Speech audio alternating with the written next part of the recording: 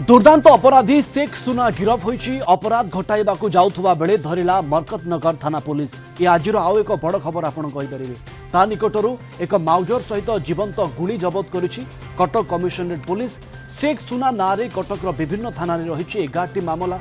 शेख सुनार सहयोगी को धरिबा पई उद्यम जारी रखिछि पुलिस। एने सांबादिक सम्मेलन में सूचना दैछंती कटक डीसीपी ऋषिकेश खिलारी एवं बड़ कथा दुईटी जीवंत बोमा भी जबत होईछि। आमर गतकाली आम मरकटनगर थाना आईआईसी सत्यव्रत भूतिया तथापि आमर जो एसीपी राउत अच्छा टीम रे गोटे इनफॉरमेशन पाई कि गोटे जो हिस्ट्री शीटर क्रिमिनल अच्छी जहाँ नारे 11टा केसेस अच्छा से किसी एंटी सोशल टाइप रो काम करने योजना करुच्ची बोली आम कान आसला। तो तांकर गोटे ऑटो रिक्शा रो जाइथिला बेले हमर टीम तांको इंटरसेप्ट करितिले। तांकर जेतेबेले फर्दर सर्च करा गेला ता भितरे आमे गोटे वेपन पाइछु तांका पाखरु रिवॉल्वर जबत कराइछि।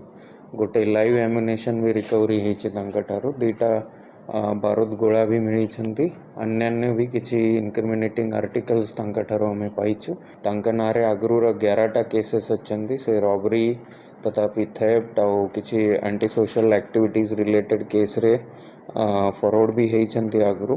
तांका अगेंस्ट रे हमें ऑर्गेनाइज क्राइम सेक्शन भी लगाइछु। अन्य तरफ रो भी हमें तांकर जो एसोसिएट्स अछंती तांका भी अंडर वेरिफिकेशन अच्छे हमारा। विभूति साहू आम जोनाल हेड सीधा सड़क आम सहित जोड़ी होती संपर्क में अधिक आलोचना अधिक सूचना। विभूति पुलिस को यही सफलता मिलला केमिति? शेख सुना एक छोट ना नुहे, दुर्दांत अपराधी जहाँ ना 11 रु अधिक अपराधिक मामला अच्छी। पुलिस केमिति धरिला एवं ता सहयोगी मानू धरिया पई कौन स्ट्राटेजी पुलिस रहे? देखो प्रवीण, गतकाली अपराह्न जितेबाला शेख सोना निज ऑटो जाऊला से समय ताकू गोड़ाई पुलिस एवं बड़ कथा हूँ से चकमा देवाकू चाहिला। शेख सोना सर्वसाधारण एवं पुलिस को जनइबा चाहूला जे से गोटे ऑटो निजे काढ़ी एवं ऑटो रे लोकों को नेबा आनिबा करुच्ची बा ऑटो भड़ा करुच्ची बा अपराध दुनिया निजको फेरई नहीं अपराध दुनिया बा मुख्य स्रोत रे सामिल होइछि। किंतु तार ए जो चकमा देखेबा पुलिस को ताहा सहज के हजम करनथिला कमिशनरेट पुलिस एवं पुलिस ताको ता ऊपर तीक्ष्ण नजर रखिथिला। गतकाली जेतबे से एक अपराध घटाया पई जाउथिला से समय रे ताको पुलिस धरिबारे सक्षम होइछि एवं से ऑटो रे जाउथिला। सेक्टर 9 गड़ा निकट रे पुलिस गोड़ैथिला से बंधरु तलको ऑटो को गोड़ाई देथिला एवं दौड़ी थिला। तापर पुलिस ताको धरिबारे सक्षम होइछि काबू करिबारे। ता पखरु गोटे कंट्री मेड रिवॉल्वर एवं गोटे गुली जबत होइछि। दुईटी बोमा मध्य जबत होइछि। ता सहित बारूद गुंड मध्य जबत होइछि एवं गोटे जहा कटक डीसीपी ऋषिकेश खिलारी सांबादिक सम्मेलन में सूचना देइछंती जे एक्सप्लोसिव स्टिक मध्य से रखिथिला। तेणु जड़े अपराधी एते अपराध बा ऑटो रे जाउथुआ बेले ऑटो भितरे बोमा रखुची, रिवॉल्वर रखुची, एक्सप्लोसिव स्टिक रखुची, ता अर्थ कौन एवं से कहीं ये अपराधिक जिनस ए सामग्री को अपराध घटाया पई जाउथिला हुए तो गोटे बड़ अपराध रु गतकाली मरकतनगर थाना पुलिस बा कमिशनरेट पुलिस रक्षा कर कटक सहर में यह अपराध घटी था। एवं जहाँ डीसीपी सूचना से प्राय 2 दशंधि धरिकी कटकर अपराध रे निजको सामिल करुची।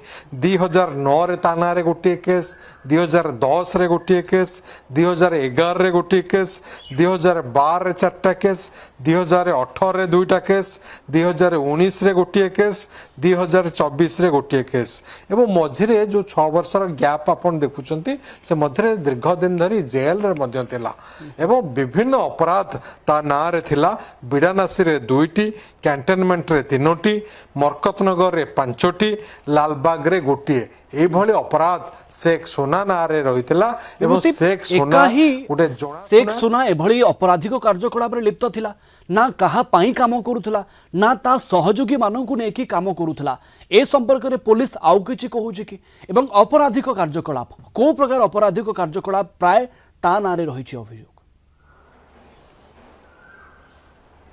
देखो जदि आपण देखिबे जहाँ डीसीपी ऋषिकेश खिलारी से जोगदेवा पर ये गोटे बड़ सफलता तांकर बोली कहले अत्युक्ति हेबनी बलांगीर एसपी थिले ऋषिकेश खिलारी एवं कटक डीसीपी भाव में जोग देइचंती जोगदेवा पर मरकतनगर बा सीडीए अंचल शेख सोना को गिरफ्त करिवारे सक्षम होइचंती एवं जदि आपण देखिबे तार जो अपराध तालिका आईपीसी रो 379 आईपीसी रो 392 एवं तापर जेतबे बीएनएस आसीची बीएनएस रो 329(4) 126(2) 1152 296 351 224(4) 74 एवं आर्म्स आमुनेशन बा आर्म्स एक्ट रे मध्य मामला रुजु हेछि ता नारे एवं संघबद्ध भाव रे विभिन्न अपराध रे से जड़ित हेछि एवं ऑर्गेनाइज्ड क्राइम मध्य शेख सोना विगत दिन रे करिछि एवं एथर मध्य